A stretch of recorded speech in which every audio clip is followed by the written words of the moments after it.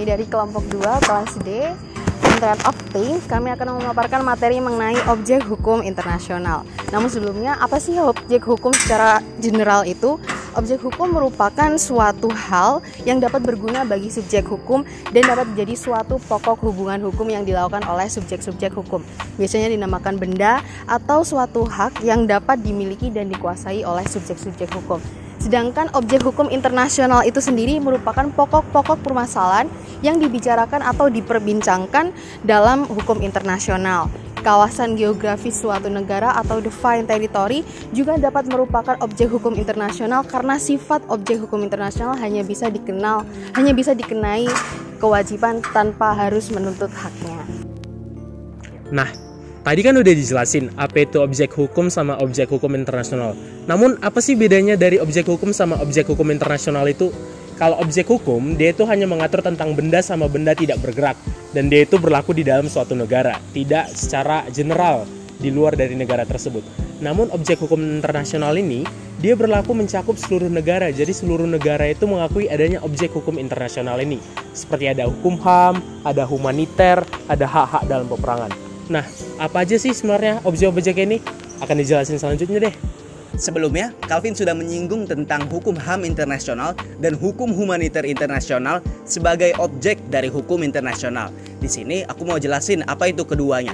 Pertama, hukum HAM internasional mengenai perlindungan terhadap hak-hak individu atau kelompok yang dilindungi secara internasional dari pelanggaran yang terutama dilakukan oleh pemerintah dan aparatnya. Termasuk di dalamnya upaya penggalakan hak-hak tersebut. Piagam PBB menjadi dasar HAM yang mengawali pembentukan instrumen hukum HAM internasional.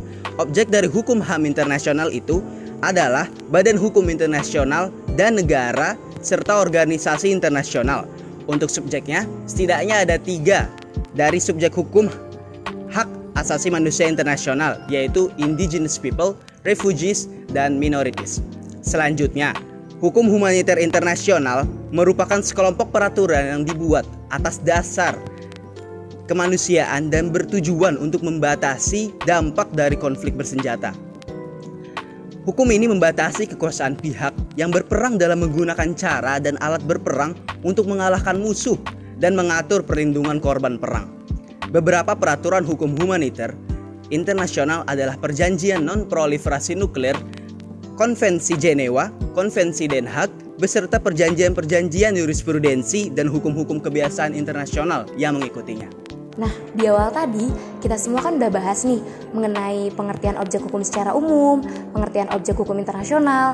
Yang kedua, kita udah nyebutin juga nih apa perbedaan objek hukum secara general dan objek hukum internasional. Kita masuk ke pembahasan yang selanjutnya, yaitu kita akan membahas mengenai bagaimana objek hukum internasional itu dapat berubah dan bagaimana objek hukum internasional itu dapat hilang.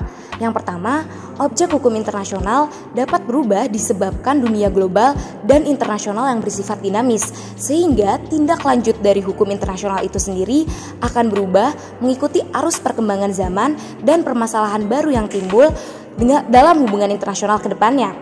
Seperti permasalahan yang baru-baru ini terjadi, yaitu kasus perampokan kapal di Laut Somalia. Kasus ini menyebabkan PBB mengeluarkan resolusi agar kejadian ini tidak terulang lagi. Yang kedua, objek hukum internasional dapat hilang. Objek hukum internasional itu telah disebutkan oleh kelompok kami yang termasuk di dalamnya adalah wilayah geografis. Dalam hal ini, kelompok kami mencoba menghubungkan kepulauan yang berada di sebelah timur Laut Australia.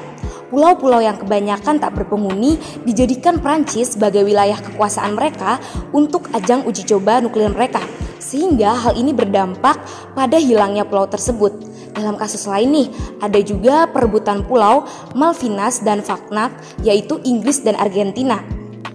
Hal ini menjadikan perebutan antara Inggris dan Argentina, namun akhirnya Argentina pun kalah dan Inggris mengeklaim pulau tersebut sehingga menyebabkan terjadinya perang di mana Argentina harus mengalah dan merelakan hilangnya pulau tersebut dari peta geografis wilayah Argentina mereka. Nah, tadi kan udah dengar penjelasan dari teman-teman apa sih objek hukum internasional, apa sih yang dibahas dalam objek hukum internasional. Nah, sekarang kita udah sampai ke bagian kesimpulan nih guys. Jadi objek dari hukum internasional itu sendiri yaitu badan hukum internasional yang terdiri dari negara dan juga organisasi internasional itu sendiri. Dan hubungan yang terjalin di dalamnya tidak hanya sebatas kayak Indonesia dengan Australia, tapi ini secara internasional dan juga secara meluas di dunia.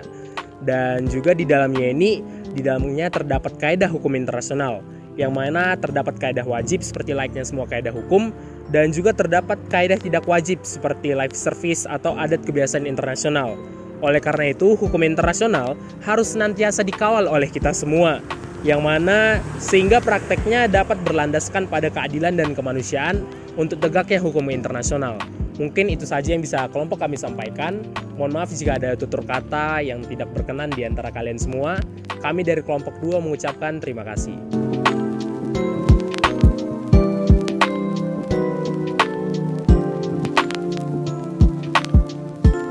Oke guys, sudah selesai. Yeay. Alvin kenapa tegang banget? Tinggal submit. Thank you for watching. Jangan lupa like, comment, Comment and subscribe.